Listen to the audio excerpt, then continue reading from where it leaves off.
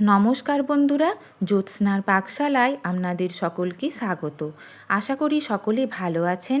আজ আমি আপনাদেরকে দেখাবো তালশাঁসের পরোটার রেসিপি। তালশাঁসের পরোটা বানানোর জন্য তালের যে আঁঠিগুলোকে আমরা ফেলে দিই, সেই আঁঠিগুলোকে না ফেলে 2 থেকে 3 মাস সংগ্রহ করে রাখলে তার মধ্যে এই রকম শাঁস হয়। সেগুলোকে কাটারির সাহায্যে আঁঠিগুলোকে কেটে তার মধ্যে শাঁসগুলোকে বের করে নিয়েছি এবং পরিষ্কার করে ধুয়েও নিয়েছি। এখন এই তালশাঁসগুলোকে ছোট ছোট করে কেটে নেব। মিক্সার গ্রাইন্ডার জারের মধ্যে দিয়ে কোনো রকম জলের ব্যবহার ছাড়াই তালশাঁসের মিহি পেস্ট বানিয়ে নেব। আপনারা আমার এই রেসিপি ফলো করে বাড়িতে অবশ্যই একবার তালশাঁসের পরোটা বানিয়ে খাবেন। রেসিপিটা যদি ভালো লেগে থাকে অবশ্যই কমেন্টে জানাবেন। নতুন নতুন রেসিপি পেতে আমার চ্যানেলটি সাবস্ক্রাইব করার অনুরোধ জানালাম। পাশে থাকা বেল আইকনটি অবশ্যই প্রেস করবেন, যাতে নতুন নতুন রেসিপিগুলি আপনাদের কাছে সবার আগে পৌঁছে যায়। দেখুন, আমার তালশাঁসের মিহি পেস্ট বানানো হয়ে গিয়েছে কোনো রকম জলের ব্যবহার ছাড়াই। এখন ঢাকা দিয়ে একপাশে সরিয়ে রাখবো। একটা বড় বোল নিয়েছি, তার মধ্যে 1 কাপ পরিমাণ আটা দিয়ে দেব। আপনারা আটার পরিবর্তে ময়দাও দিতে পারেন। আটাটা দিয়ে দেবার পরে পরিমাণ মতো নুন এবং 1 কাপ আটার জন্য 1 চামচ চিনি দিয়ে দেব।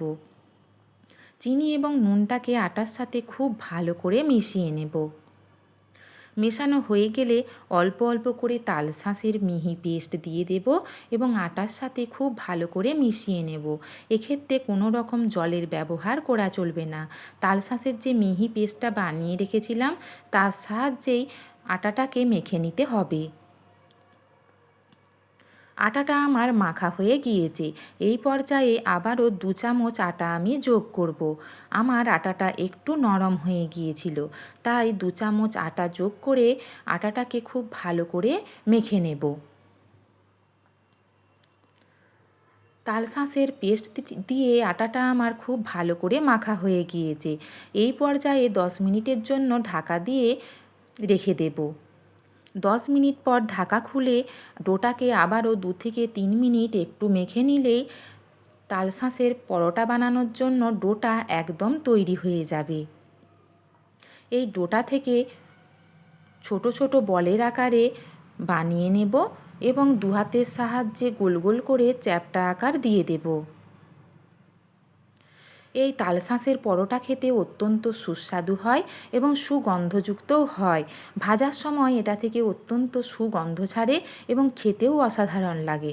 দেখুন, এখন আমি সামান্য পরিমাণ আটা গুঁড়ো দিয়ে সমস্ত পরোটাগুলোকে গোল গোল করে বানিয়ে নিয়েছি।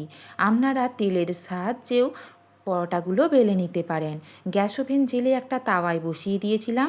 তাওয়াটা গরম হয়ে গেলে একটা একটা করে পরোটা দিয়ে দেব এবং দুদিক খুব ভালো করে সেঁকে নেব। যখন পরোটাটা হালকা হালকা ফুলতে শুরু করবে, সেই পর্যায়ে 2 চামচ রিফাইন তেল ছড়িয়ে দেব এবং দুপাশই খুব ভালো করে ভেজে নেব।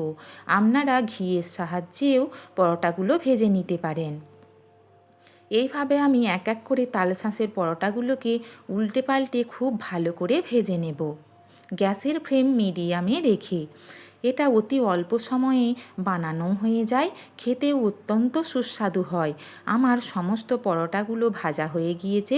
এখন একটি প্লেটে আমি তালশাঁসের পরোটা সার্ভ করব।